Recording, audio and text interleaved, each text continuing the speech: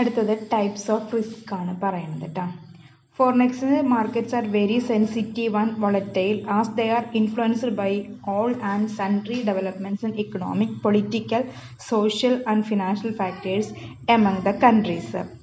Events across borders and domestic and international forces operate on the markets to force volatility in rates and attend risk in exchange markets. Various kinds of risk in foreign exchange market are the following nature and include transactions in both trade and non-trade items or balance of payments. Foreign exchange മാർക്കറ്റിൽ എന്താണ് പറയുന്നത്, very sensitive ആണ്, വളരെ പെട്ടെന്നാണ് changes വരുന്നത്, volatile ആണ്, അതായത് risk കൂടുകയും കുറയുകയും ചെയ്യും. ഇത് എന്താണ് ഒരു രാജ്യത്തിൻ്റെ സൺട്രി അല്ല കൺട്രിയാണ് ഡെവലപ്മെൻറ്റ്സ്, ഇക്കണോമിക്, പൊളിറ്റിക്കൽ, സോഷ്യൽ, ഇതിന് ഫിനാൻഷ്യൽ, ഇതിനൊക്കെ എന്ത് ചെയ്യുന്നുണ്ട്, രാജ്യങ്ങൾക്കിടയിൽ വരുമ്പോൾ അത് ബുദ്ധിമുട്ട് വരുത്തുന്നുണ്ട്, രാജ്യങ്ങൾക്ക് ട്രാൻസാക്ഷൻ വന്നത്. Across borders and domestic and international forces operate on the markets to force volatility in rates and attendant risk in the exchange markets. അത് സംഭവങ്ങൾ വരുമ്പോൾ ബോർഡേഴ്സ്, അക്രോസ് ബോർഡേഴ്സ്, രാജ്യങ്ങളുടെ അതിർത്തിക്ക് പുറത്തായിരിക്കും, ചിലപ്പോൾ ഡൊമസ്റ്റിക് മാർക്കറ്റിലായിരിക്കും അല്ലെങ്കിൽ ഇന്റർനാഷണൽ മാർക്കറ്റിലായിരിക്കും ഇത്തരത്തിൽ വ്യത്യാസങ്ങൾ വരുന്നത്. അപ്പം അതിനനുസരിച്ച് റിസ്കുകൾ എന്തുണ്ട് എക്സ്ചേഞ്ച് മാർക്കറ്റിൽ വരികയും ചെയ്യും. പല രീതിയിലുള്ള ഫോറിൻ എക്സ്ചേഞ്ച് മാർക്കറ്റ് റിസ്കുകൾ ഉണ്ട്. ഇതിൻ്റെ സ്വഭാവത്തിലും അതുപോലെ തന്നെ ട്രാൻസാക്ഷൻസിനൊക്കെ അനുസരിച്ചിട്ടാണ് വ്യത്യാസം വന്നത്. Both trade and non trade items of balance of payments, അതിൽ വരുന്ന ട്രാൻസാക്ഷൻസ് ചിലപ്പോൾ ട്രേഡ് ആയിരിക്കാം അല്ലെങ്കിൽ നോൺ ട്രേഡ് ട്രാൻസാക്ഷൻസ് ഒക്കെ ആകാം. ഒന്നാമത്തെ പറയുന്നത് risk of credit worthiness of the other party in trade in concerned countries or country counter party risk. എന്താണ് പറയുന്നത്, റിസ്ക് വന്ന ക്രെഡിറ്റ് വർത്തിനെസ്, അതായത് രണ്ട് രാജ്യങ്ങൾ തമ്മിലാണ് ഒരു എക്സ്ചേഞ്ച് വന്നത്, വരുമ്പോൾ എന്താണ് രണ്ട് രാജ്യങ്ങൾക്ക് പരസ്പരം അറിയാൻ സാധിക്കില്ല. അപ്പം അവരുടെ ക്രെഡിറ്റ് വർത്തിനെസ് എത്രത്തോളം ഉണ്ടെന്ന് അറിയുന്നതിന് മുൻകൂട്ടിയൊക്കെ അറിയാനായിട്ട് ബുദ്ധിമുട്ടായിരിക്കും. അപ്പം അതാണ് കൗണ്ടർ പാർട്ടി റിസ്ക്. രണ്ട് രീതിയിലും റിസ്ക് ഉണ്ട്, ഡൊമസ്റ്റിക് ആയിട്ടുണ്ടെങ്കിൽ ഇന്റർനാഷണൽ ഫോറിൻ കൺട്രി ആയിട്ടുണ്ടെങ്കിലും എന്തുണ്ട്, റിസ്ക് ഉണ്ട്, കൗണ്ടർ പാർട്ടി റിസ്ക് എന്നാണ്. രണ്ടു പേർക്കും എന്താണ് ഒരുപോലെ റിസ്ക് ആണ്. എന്തുകൊണ്ടാണ് ക്രെഡിറ്റ് വർത്തിനെസ്സിന് അവർക്ക് എന്ത് ചെയ്യാൻ അനലൈസ് ചെയ്യാനായിട്ട് സാധിക്കില്ല. രണ്ടാമത്തത് risk of credit control and exchange control rules in countries. രാജ്യങ്ങൾ തമ്മിലാകുമ്പോൾ ഓരോ രാജ്യത്തിനും അവരുടെ ക്രെഡിറ്റ് കൺട്രോളും എക്സ്ചേഞ്ച് കൺട്രോൾ റൂൾസ് ഉണ്ടായിരിക്കും, അതിനനുസരിച്ചിട്ട് അവർക്ക് എക്സ്ചേഞ്ച് ചെയ്യാൻ പറ്റുള്ളൂ. 3. Risk of economic and political policy changes in the other country. Political risk ആണ് പറയണത്. എന്താണ്, നമ്മളിപ്പോൾ ഡൊമസ്റ്റിക് കൺട്രി ഫോറിൻ കൺട്രിയിലയക്കുമ്പോൾ അവിടുത്തെ ഇക്കണോമിക് പൊളിറ്റിക്കൽ പോളിസി വ്യത്യാസമായിരിക്കും. നമ്മൾ ഇവിടെ ഭരിക്കുന്ന പാർട്ടി തന്നെ ആയിരിക്കണം എന്നില്ല മറ്റേ രാജ്യങ്ങളിൽ ഭരിക്കുന്നത്. അപ്പം അങ്ങനെ വരുമ്പോൾ പൊളിറ്റിക്കൽ റിസ്ക് ഉണ്ട്. 4. Risk of interest rate changes in the respective countries. Interest rate risk. ഇനി എന്താണ്, ഓരോ രാജ്യങ്ങളുടെയും ഇൻട്രസ്റ്റ് റേറ്റ് ചേഞ്ചസ് ഉണ്ടായിരിക്കും, അപ്പം അതിനെ ഇൻട്രസ്റ്റ് റേറ്റ് റിസ്ക് എന്ന് പറയും. 5. Risk of loss of goods shipped in transit or theft, damage or destruction. എന്താണ്, നമ്മൾ ട്രാൻസാക്ഷൻ ചെയ്യുമ്പോൾ ഗുഡ്സ് ആണല്ലോ ട്രാൻസാക്ഷൻ ചെയ്യണത്, അത് ചെയ്യുമ്പോൾ ആ ഷിപ്പിംഗ് ചെയ്യുന്ന വഴിയിൽ ചിലപ്പോൾ നഷ്ടപ്പെടാം, അല്ലെങ്കിൽ ഡാമേജ് ആവാം, വല്ല അല്ലെങ്കിൽ എന്താണ് ഏതെങ്കിലും രീതിയിൽ നാശനഷ്ടങ്ങളൊക്കെ ഉണ്ടാവും. അപ്പം അത്തരത്തിൽ റിസ്ക് ഉണ്ട്. 6. Risk of market changes in the concerned countries or changes in the cost or in duties or levies imposed by the trading partners on others. Commercial or market risk എന്നാണ് അതിനെ പറയണത്. അതായത് മാർക്കറ്റ്, ഓരോ രാജ്യങ്ങളിലെ മാർക്കറ്റിൽ വരുന്ന changes, ചിലപ്പോൾ വില കൂടാം, നമ്മുടെ രാജ്യത്തേക്കാൾ അവിടെ വില കൂടുതലായിരിക്കാം, അല്ലെങ്കിൽ എന്താണ് ഡ്യൂട്ടീസ്, ലെവീസ് ഒക്കെ ഇമ്പോസ് ചെയ്യാം ട്രേഡിംഗ് പാർട്ട്നേഴ്സ് തമ്മിൽ. ആ സമയത്ത് ഉണ്ടാവില്ല, പിന്നീടായിരിക്കും വന്നത്. അപ്പം അതൊക്കെ എന്തുണ്ടാക്കും, commercial and market risk arise ചെയ്യാനായിട്ട് കാരണമാകാറുണ്ട്. അടുത്തത് 7. Risk of war or epidemics or riots or any untoward events affecting trading relations as between the trading partners. എന്താണ് പറയണത്, രാജ്യങ്ങൾ തമ്മിൽ വരുമ്പോൾ പല രീതിയിലുണ്ടാവും. എന്താണ്, യുദ്ധം മൂലം എന്തെങ്കിലും ബുദ്ധിമുട്ടുണ്ടാകും, എപ്പിഡമിക്സ് എന്ന് പറഞ്ഞിട്ടുണ്ടെങ്കിൽ മാരകമായ രോഗങ്ങൾ വന്നാൽ, അല്ലെങ്കിൽ മറ്റേതെങ്കിലും രീതിയിൽ നമ്മൾ പ്രതീക്ഷിക്കാത്ത രീതിയിൽ എന്തെങ്കിലും ഇവന്റ്സ് ഉണ്ടാകുന്നത് കൊണ്ട് എന്ത് ചെയ്യാം, ട്രേഡ് റിലേഷൻസിനും ട്രേഡ് പാർട്ട്നേഴ്സിനും ഇടയിൽ എന്തുണ്ടാവും, ബുദ്ധിമുട്ടുകൾ ഉണ്ടാവാം. അടുത്തത് risk and uncertainty of exchange rate of one currency against another. എന്താണ് റിസ്ക് ഓഫ് അൺസർട്ടനിറ്റി. ഒരു കറൻസി മറ്റൊരു കറൻസിലേക്ക് ആവുമ്പോൾ എന്തായാലും തന്നെ റേറ്റിൽ വ്യത്യാസം ഉണ്ടായിരിക്കും. എക്സ്ചേഞ്ച് റേറ്റിലും ഇൻട്രസ്റ്റ് റേറ്റും ഒരുപോലെ വ്യത്യാസം വരും. ഇത് എന്താണ് റിസ്ക്കും കൂടുതലായിരിക്കും, അൺസർട്ടനിറ്റി ഉണ്ടാവും. ഇതിന് എക്സ്ചേഞ്ച് റേറ്റ് റിസ്ക് എന്ന് പറയാം. അടുത്തത് risk and uncertainty due to change in forward rates for the currency following the changes in rate as between countries. ഇനി റിസ്ക് ആൻഡ് അൺസർട്ടനിറ്റി വന്നത് ഫോർവേഡ് റേറ്റ്സ് വെച്ചിട്ടാണ് അവരെന്ത് ചെയ്യണത്, കോൺട്രാക്റ്റിൽ വന്നത്. അപ്പൊ അതിനനുസരിച്ച് ചിലപ്പോൾ എന്താണ് രാജ്യങ്ങൾ തമ്മിൽ ഇൻട്രസ്റ്റ് റേറ്റിൽ എന്ത് ചെയ്യാം, വ്യത്യാസം വരാം. ഫോർവേഡ് റേറ്റ് എന്ന് പറയുമ്പോൾ എക്സ്ചേഞ്ച് റേറ്റിൽ മാത്രമാണ് ഫോർവേഡ് കോൺട്രാക്ട് ഇല്ല, അതുപോലെ കേട്ടോ എക്സ്ചേഞ്ച് റേറ്റിനായിരിക്കും അവരെന്ത് ചെയ്യണത്, ഫിക്സ് ചെയ്തത്. പക്ഷേ ഇൻട്രസ്റ്റ് റേറ്റിൽ എന്താണ് അപ്പോഴും വ്യത്യാസം വരും. അപ്പോഴും അവിടെ എന്തുണ്ട്, റിസ്ക് ആൻഡ് അൺസർട്ടനിറ്റി ഉണ്ട്. ലാസ്റ്റത്തെ പറയുന്നത് എന്താണ്, risk of changes in cross currency rates for any unpredictable changes in the currency markets and in foreign exchange markets.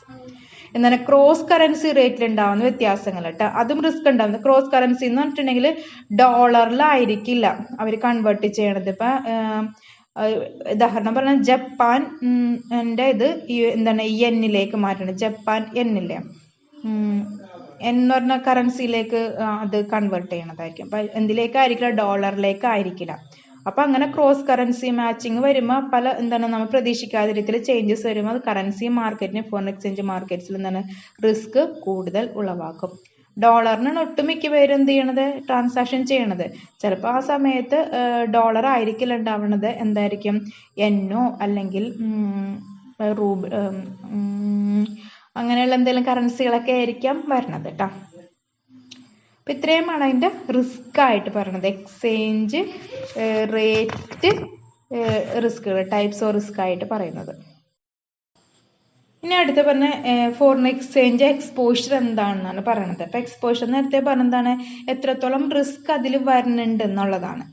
അതിന്റെ മാഗ്നിറ്റ്യൂഡ് അല്ലെങ്കിൽ എത്രത്തോളം റിസ്ക് അതിൽ എക്സ്ചേഞ്ച് റേറ്റിൽ വരുന്നു എന്നതാണ് എന്തുകൊണ്ട് നമ്മൾ അർത്ഥമാക്കണമെന്ന് പറഞ്ഞ് എക്സ്പോഷർ കൊണ്ട് ഉദ്ദേശിക്കുന്നത്. Foreign exchange exposure is a sensitivity of the value of firms, assets or liabilities or operational income denominated in the base domestic currencies toward the unexpected changes in exchange rates.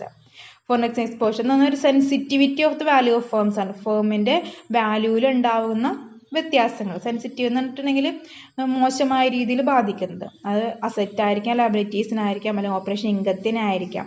അത് domestic currencies വെച്ചിട്ടുള്ള നമ്മൾ income നമ്മൾ calculate ചെയ്യുന്നത്. അപ്പം നമ്മൾ പ്രതീക്ഷിക്കാത്ത രീതിയിൽ exchange rate വ്യത്യാസം വരുമ്പോൾ എന്ത് ചെയ്യും, ഇത്തരത്തിലുള്ള റിസ്കുകൾ ഉണ്ടാവും. International firms are exposed to foreign exchange risk. International ഫേംസിന് എന്താണ്ട് ഫോറിൻ എക്സ്ചേഞ്ച് റിസ്ക് ഉണ്ട്. That is their wealth is affected by movements in exchange rates. Exchange റേറ്റിനനുസരിച്ചിട്ടാണ് അവരുടെ വെൽത്ത് എങ്ങനെയാണെന്ന് തീരുമാനിക്കുന്നത്, അല്ലെങ്കിൽ വെൽത്തിനെ അഫക്റ്റ് ചെയ്യുന്നതാണ് എക്സ്ചേഞ്ച് റേറ്റ് എന്ന് പറയുന്നത്. The specific risk to a global firm from foreign exchange exposure are. എന്തൊക്കെ പ്രത്യേകമായി, സ്പെസിഫിക് എന്ന് പറഞ്ഞാൽ പ്രത്യേകമായിട്ട് റിസ്കുകളാണ് ഗ്ലോബൽ ഫേമിനെ സംബന്ധിച്ചിടത്തോളം ഫോറിൻ എക്സ്ചേഞ്ച് എക്സ്പോഷർ കൊണ്ട് ഉണ്ടാകുന്നതാണ് പറയണത്. 3 പോയിന്റ്സ് ആണ് പറയണത്. ഫസ്റ്റത്തെ പറയുന്നത് ക്യാഷ് ഇൻഫ്ലോസ് ആൻഡ് ഔട്ട്ഫ്ലോസിലാണ് വന്നത് കേട്ടോ. ഇത് മെഷർ ചെയ്യുന്ന ഫോം കറൻസി ഇക്വാലന്റിനനുസരിച്ചിട്ടാണ് അത് മെഷർ ചെയ്യണത്.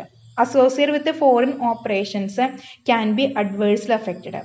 അത് എന്താണ് ഫോറിൻ ഓപ്പറേഷൻസിനെ എന്തെയും അഡ്വേഴ്സ് ആയിട്ട് അത് അഫക്റ്റ് ചെയ്യാറുണ്ട്. എക്സാമ്പിൾ റവന്യൂസ് ആൻഡ് കോസ്റ്റ്, പ്രോഫിറ്റും കോസ്റ്റും എന്നതാണ് പറയണത്. ഇപ്പൊ ക്യാഷ് ഇൻഫ്ലോസും ക്യാഷ് ഔട്ട് ഫ്ലോസിനെയും ഒരേ രീതിയിൽ എന്ത് ചെയ്യാറുണ്ട്, എക്സ്പോഷർ ചെയ്യാറുണ്ട്, അല്ലെങ്കിൽ എക്സ്ചേഞ്ച് റിസ്ക് ഉണ്ടാകാറുണ്ട്. രണ്ടാമത്തത് settlement value foreign currency denominated contracts in home currency equivalence can be adversely affected. ഇനി പറഞ്ഞ എന്താണ്, സെറ്റിൽമെന്റ് നടത്തുമ്പോൾ കറൻസി ഡിനോമിനേഷൻ കോൺട്രാക്റ്റിൽ ഫോറിൻ കറൻസി ഡിനോമിനേഷൻ ആണെങ്കിൽ ആ കോൺട്രാക്റ്റിൽ ഹോം കറൻസിക്ക് തുല്യമായിട്ടാണ് നമ്മൾ ചെയ്യുന്നത്, അത് അഡ്വേഴ്സ് ഇഫക്റ്റ് ഉണ്ടാക്കും. Example loan in foreign currencies. നമ്മൾ ലോൺ എന്തിലാണ് കൊടുക്കുന്നത്, ഫോറിൻ കറൻസീസിലാണ് ലോൺ റൈസ് ചെയ്താക്കുന്നത്. അപ്പോൾ ആ എമൗണ്ട് നമ്മൾ ഇപ്പം അമേരിക്കൻ ഡോളറിലാണ് ലോൺ എടുത്താക്കണത്. അത് നമുക്ക് രാജ്യത്ത് ഇന്ത്യൻ റുപ്പിയിലേക്കാക്കി മാറ്റണ്ടേ. അപ്പം എന്ത് വരും, അവിടെ മൂല്യം കുറവായിരിക്കും. അപ്പം അത്തരത്തിൽ അത് മോശമായിട്ട് ബാധിക്കും. മൂന്നാമത്തെ പറയണത് the global competitive position of the firm can be affected by adverse change in exchange rates. ഇനി കോമ്പറ്റീറ്റീവ് പൊസിഷൻ ഒരു ഫേമിന് അഭിമുഖീകരിക്കേണ്ടി വന്നിട്ടുണ്ടെങ്കിലും എക്സ്ചേഞ്ച് റേറ്റിൽ മാറ്റം വന്നിട്ടുണ്ടെങ്കിൽ അത് അഡ്വേഴ്സ് ഇഫക്റ്റ് ആണ് ഉണ്ടാക്കുന്നതെന്നാണ് കോമ്പറ്റീഷൻ കൂടുമ്പോൾ. This will result in affecting the value of the firm adversely. Market പ്രൈസിനെയാണ് എന്ത് ചെയ്യണത്, ഇത്തരത്തിലുള്ള മാറ്റങ്ങൾ ഏറ്റവും കൂടുതൽ അഡ്വേഴ്സ് ആയിട്ട് അഫക്റ്റ് ചെയ്യുന്നത്. അടുത്തത് types of foreign exchange exposure ആണ് പറയുന്നത് കേട്ടോ. 3 രീതിയിലാണ് ഇവിടെ എക്സ്പോഷർ പറയുന്നത്. There are 3 distinct types of foreign exchange exposures that global firms may face as a result of their international activities. International activities ചെയ്യുന്നത് കൊണ്ട് ഒരു ഫേം, ഗ്ലോബൽ ആയിട്ടുള്ള ഒരു ഫേം നേരിടേണ്ടി വരുന്ന 3 വ്യത്യസ്തമായ രീതിയിലുള്ള എക്സ്പോഷേഴ്സ് ആണ്. അതായത് അഭിമുഖീകരിക്കേണ്ടി വരുന്ന ആ റിസ്ക് 3 എണ്ണമാണ് പറയണത്. Transaction exposure, economic exposure and translation exposure. ഇങ്ങനെ 3 ആയിട്ടാണ് തിരിച്ചിരിക്കുന്നത്. ഫസ്റ്റ് വൺ പറയണത് ട്രാൻസാക്ഷൻ എക്സ്പോഷർ എന്താണെന്നാണ്. This type of exposure is primarily associated with imports and exports. It is the risk of an exchange rate changing between the transaction date and the subsequent settlement date. That is, it is the gain or loss arising on conversion. എന്താണ് ഇത്തരത്തിലുള്ള exposure പ്രാഥമികമായിട്ട് പ്രധാനമായും ബന്ധപ്പെട്ടിരിക്കുന്നതുമായിട്ട് ഇമ്പോർട്ടും എക്സ്പോർട്ടും നടത്തുന്നതുമായി ബന്ധപ്പെട്ടാണ്. അപ്പൊ transaction ഡേറ്റും subsequent settlement ഡേറ്റും രണ്ടും രണ്ടായിരിക്കുമല്ലോ വന്നത്. അപ്പൊ അവ വരുമ്പോഴെന്താണ് എക്സ്ചേഞ്ച് റേറ്റ് മാറിയിട്ടുണ്ടെങ്കിൽ റിസ്ക് കൂടുതലായിരിക്കും. ട്രാൻസാക്ഷൻ ഡേറ്റും സെറ്റിൽമെന്റ് ഡേറ്റും ചിലപ്പോൾ ഗെയിൻ ആയിരിക്കാം, ചിലപ്പോൾ എന്നാൽ ലോസ് ആയിരിക്കാം ആ ഇതിൽ വരുന്നത്, കൺവേർഷൻ എക്സ്ചേഞ്ച് ചെയ്യുമ്പോൾ വരുന്നത്. This is associated with foreign currency transaction either payable or receivable. ഇതെന്താണ് ഫോറിൻ കറൻസി ട്രാൻസാക്ഷൻ ആയിരിക്കും, ചിലപ്പോൾ നമ്മൾ പേ ചെയ്യേണ്ടതായിരിക്കും, ചിലപ്പോൾ നമ്മൾക്ക് കിട്ടുന്നതായിരിക്കാം. A change in foreign exchange rate will alter the amount of cash flow to be received or to be paid. Foreign exchange റേറ്റിൽ ഒരു മാറ്റം വന്നിട്ടുണ്ടെങ്കിൽ ക്യാഷ് ഫ്ലോ ചിലപ്പോൾ സ്വീകരിക്കുന്ന അല്ലെങ്കിൽ പേ ചെയ്യണതിലും തന്നെ വ്യത്യാസം വരും, നമ്മൾ വ്യത്യാസം വരുത്തേണ്ടതായിട്ട് വരും. A transaction risk has a potential impact on the cash flows of a company. Most companies choose to hedge against such exposure. ഇപ്പൊ ട്രാൻസാക്ഷൻ റിസ്ക് ഉള്ളത് കൊണ്ട് തന്നെ അതിന് പൊട്ടൻഷ്യൽ ഇമ്പാക്ട്, അതായത് പ്രധാനമായിട്ട് അതിന് ഇമ്പാക്ട് ഉണ്ടാവുന്നത് കൊണ്ട് തന്നെ കമ്പനികൾ എന്ത് ചെയ്യാറുണ്ട്, ഹെഡ്ജ് ചെയ്യാറുണ്ട് ഇത്തരത്തിലുള്ള എക്സ്പോഷർ വെച്ചിട്ട്. എക്സ്പോഷർ എന്ന് പറഞ്ഞാൽ ട്രാൻസാക്ഷൻ റേറ്റോ അല്ലെങ്കിൽ എക്സ്ചേഞ്ച് റേറ്റോ വെച്ചിട്ട് വരുന്ന ഹെഡ്ജ് ചെയ്യാൻ പറ്റും. Hedging is the act of covering a risk with the use of a suitable derivative instrument that is protecting the firm's assets from future losses. Hedge എന്ന് പറഞ്ഞാൽ ഒരു റിസ്ക് കുറയ്ക്കുന്നതിന് വേണ്ടിയിട്ട് ഉപയോഗിക്കുന്ന ഒരു ഡെറിവേറ്റീവ് ഇൻസ്ട്രുമെന്റ് ആണ് കേട്ടോ, റിസ്ക് കുറയ്ക്കുന്നതിന് വേണ്ടിയിട്ട്. ഇത് ഫേമിന് എന്താണ് ഒരു ഇൻഷുറൻസ് പരിരക്ഷ പോലെ, ഇൻഷുറൻസ് കവറേജ് എടുക്കൂലേ, അതുപോലെ തന്നെയാണ് ഫേമിന് അത് എന്ത് ചെയ്യണത്, ഫ്യൂച്ചർ ലോസസ് ചെയ്യുന്ന രക്ഷിക്കുന്നത് അല്ലെങ്കിൽ പ്രൊട്ടക്ട് ചെയ്ത് സംരക്ഷിക്കുന്നത് കേട്ടോ.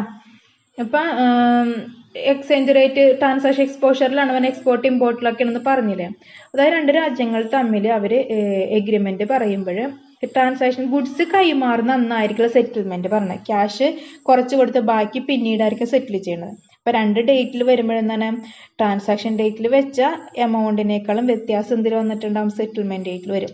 ചിലപ്പോൾ എക്സ്ചേഞ്ച് റേറ്റ് കുറയാം, ചിലപ്പോൾ എക്സ്ചേഞ്ച് റേറ്റ് കൂടാം. അപ്പൊ ഏത് കറൻസിയിലാണോ നമ്മൾ പേ ചെയ്യണത്, പേ ചെയ്യണവർക്ക് എക്സ്ചേഞ്ച് റേറ്റ് കൂടിയിട്ട് കൂടുതൽ എമൗണ്ട് പേ ചെയ്യേണ്ടി വരും. അപ്പൊ കിട്ടുന്ന രാജ്യത്തിന് അത് ലാഭമായിട്ട് മാറും, പേ ചെയ്യുന്ന രാജ്യത്തിന് നഷ്ടമായിട്ട് മാറും.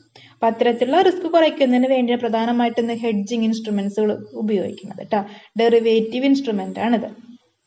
രണ്ടാമത് ഇക്കണോമിക് എക്സ്പോഷർ ആണ് പറയണത്. It is also known as operating exposure. It is caused by the effect of unexpected currency fluctuations on a company's future cash flows and market value and is long term in nature. ഇതിനെന്താണ് operating exposure എന്ന് പറയാറുണ്ട്. ഇത് പ്രധാനമായിട്ട് affect ചെയ്യുന്നതാണ് പെട്ടെന്നുണ്ടാവുന്ന currency fluctuation, കമ്പനിയുടെ future cash ഫ്ലോസിന് market വാല്യൂവിനെയുമാണ് ഇത് അഫക്റ്റ് ചെയ്യണത്. ഫ്ലക്ച്വേഷൻ വരുമ്പോൾ ചില കമ്പനി കൂടുതൽ പേയ്മെന്റ് നടത്തേണ്ടി വരും. അപ്പോൾ അവർ പ്രതീക്ഷിച്ചിട്ടുണ്ടാവില്ല, ഭാവിയിലേക്ക് മാറ്റി വെച്ചിരിക്കുന്നത് കൂടി എന്ത് ചെയ്യേണ്ടി വരും, ഫണ്ട് അവർക്ക് ഉപയോഗിക്കേണ്ടതായിട്ട് വരും. അത് ലോങ് ടൈം നേച്ചറിലാണ് ഈ പ്രധാനമായിട്ടും ഇക്കണോമിക് എക്സ്പോഷർ വരുന്നത്.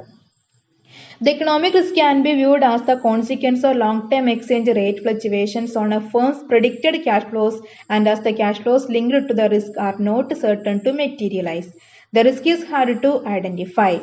ഇക്കണോമിക് റിസ്ക് നമുക്ക് എന്താണ് അറിയാനായിട്ട് സാധിക്കും, ലോങ് ടേമിലേക്കാണ് അതിന്റെ ഇമ്പാക്റ്റ് വന്നത്. കാരണം എന്താണ്, നമ്മൾക്ക് ഒരു ക്യാഷ് ഫ്ലോസ് നമ്മൾ പ്രിഡിക്റ്റ് ചെയ്ത് വെച്ചിട്ടുണ്ടാകും, പെട്ടെന്നായിരിക്കും ഇങ്ങനെ റേറ്റിൽ വ്യത്യാസം വന്നത് കൊണ്ട് നമ്മൾക്ക് മുൻകൂട്ടി വെച്ചിരുന്ന ക്യാഷിൽ നിന്നും എന്ത് ചെയ്യേണ്ടി വരും, ഫണ്ട് എടുത്ത് ഉപയോഗിക്കേണ്ടതായിട്ട് വരും. അത് പക്ഷെ നമുക്ക് എന്താണ് വളരെ ബുദ്ധിമുട്ടായിട്ട് മാറുകയും ചെയ്യും അത്തരത്തിൽ റിസ്ക് വരുമ്പോൾ. Economic exposure can have profound impact on global firms' competitive position and on the market value of that firm. Economic എക്സ്പോഷർക്ക് ഏറ്റവും കൂടുതൽ ഗ്ലോബൽ ഫേംസിന് അവരുടെ കോമ്പറ്റീറ്റീവ് പൊസിഷൻസിനെ ഫേമിന്റെ മാർക്കറ്റ് വാല്യൂ ആണ് ഏറ്റവും കൂടുതലായിട്ട് എന്ത് ചെയ്യണത് അഫക്റ്റ് ചെയ്യണത്. For example, a US furniture manufacturer who only sells locally still has to contended with imports from Asia and Europe, which may get cheaper and thus more competitive if the dollar strengthens markedly. ഇപ്പോൾ example പറയുന്നത് US furniture manufacture അവരെന്താണ് locally മാത്രമാണ് അവരെന്ത് ചെയ്യണത് വിൽപ്പന നടത്തുന്നത്, ബാക്കി എല്ലാം എന്ത് ചെയ്യണം ഏഷ്യയിലേക്ക് യൂറോപ്പിലേക്ക് ഇമ്പോർട്ട് ചെയ്യണത്. അപ്പോൾ ചീപ്പറായിട്ട് അവർക്ക് എന്ത് ചെയ്യാൻ പറ്റും, നമ്മളുടെ മാർക്കറ്റിൽ അത് വിറ്റഴിക്കാനായിട്ട് പറ്റും. അതുകൂടാതെ എന്താണ് ഒരു കോമ്പറ്റീറ്റീവ്നെസ് വളർത്തിയെടുക്കുന്നതിനും അവരുടെ മാർക്കറ്റ് സ്ട്രെങ്തൻ ചെയ്യുന്നതിനും എന്ത് സഹായിക്കുന്നുണ്ട്, ഇത്തരത്തിലൊരു സെല്ലിങ് സഹായിക്കുന്നുണ്ട്. Economic exposure is difficult to quantify, but the strategy to manage it is to diversify internationally in terms of sales, location, production facilities, raw materials and financing. Economic exposure എന്ന് വെച്ചിട്ടുണ്ടെങ്കിൽ നമുക്ക് ഒരിക്കലും എന്ത് ചെയ്യാൻ പറ്റില്ല, ക്വാണ്ടിഫൈ ഇത്ര amount വന്ന് നമുക്ക് ഐഡന്റിഫൈ ചെയ്യാൻ ബുദ്ധിമുട്ടാണ്. പക്ഷെ അത് ഇന്റർനാഷണൽ ആയിട്ട് വരുമ്പോൾ അത് സെയിൽസ്, പ്രൊഡക്ഷൻ്റെ ഫെസിലിറ്റീസ്, റോ മെറ്റീരിയൽ, ഫിനാൻസിങ് എന്നിവയിലൂടെ നമുക്ക് എന്ത് ചെയ്യാൻ പറ്റും, അത് ഐഡന്റിഫൈ ചെയ്യാനായിട്ട് സാധിക്കും. അതിന് ഉപയോഗിച്ച് മാത്രമേ നമുക്ക് എന്ത് ചെയ്യാൻ പറ്റും, മാനേജ് ചെയ്യുന്നതിന് സാധിക്കുകയുള്ളൂ. ഇത് രണ്ടാമത്തെ ഇക്കണോമിക് എക്സ്പോഷർ എന്ന് പറയുന്നത്. മൂന്നാമത്തത് ട്രാൻസ്ലേഷൻ എക്സ്പോഷർ ആണ്. It is also called accounting exposure. ഇതറിയപ്പെടുന്ന എന്താണ്, അക്കൗണ്ടിങ് എക്സ്പോഷർ എന്ന് കൂടി അറിയപ്പെടുന്നുണ്ട്. ഈ എക്സ്പോഷർ റൈസ് ചെയ്യുന്നത് the effect of currency fluctuation on a company's consolidated financial statements, particularly when it has foreign subsidiaries. എങ്ങനെയുള്ള രാജ്യങ്ങൾക്കാണ്, ഫോറിൻ സബ്സിഡിയറീസ് ഉള്ള രാജ്യങ്ങൾക്ക് അവരുടെ കൺസോൾഡ് ഫിനാൻഷ്യൽ സ്റ്റേറ്റ്മെന്റ് പ്രിപ്പയർ ചെയ്തതിന് ശേഷമായിരിക്കും എന്താണ് ഇത്തരത്തിൽ കറൻസി ഫ്ലക്ച്വേഷൻ നമുക്ക് ഐഡന്റിഫൈ ചെയ്യാനായിട്ട് സാധിക്കുള്ളൂ, അല്ലെങ്കിൽ എറൈസ് ചെയ്യുന്നത്. The financial statement of foreign subsidiaries are usually translated into the home currency in order that they can be consolidated in the group of financial statements. അതായത് ഫോറിൻ സബ്സിഡിയറി ഫിനാൻസ് സ്റ്റേറ്റ്മെന്റ് നമ്മൾ എന്ത് ചെയ്യും, home കറൻസിയിലേക്ക് translate ചെയ്യൂലേ.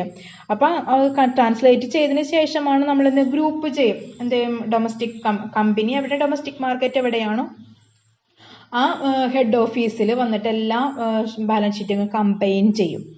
The reported performance of foreign subsidiary in home-based currency terms can be severely distorted if there has been a significant foreign exchange movement.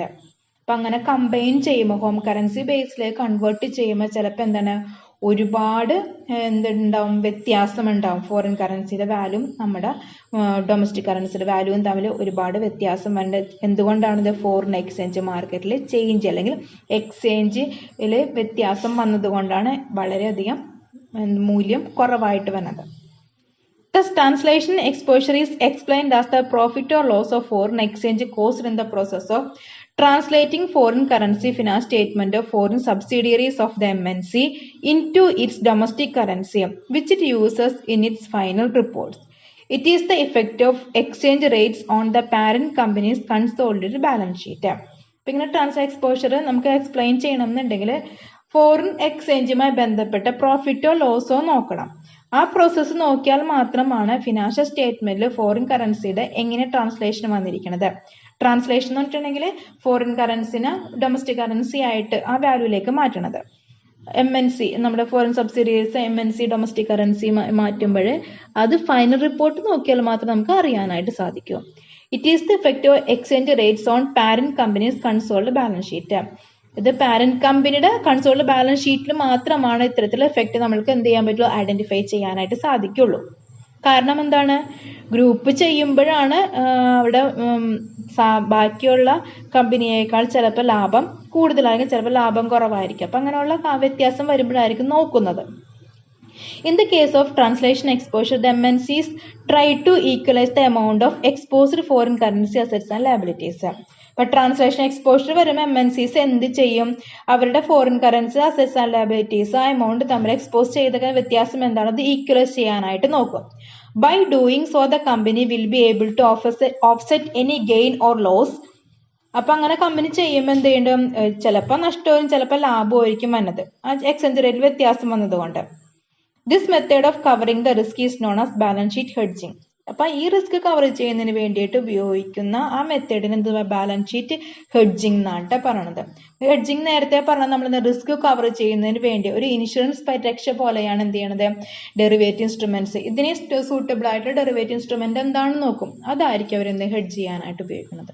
അപ്പൊ ഈ 3 type risk ആണ് എന്തെങ്കിലും foreign എക്സ്ചേഞ്ചിൽ ഉള്ളത് കേട്ടോ. Transaction, economic, translation.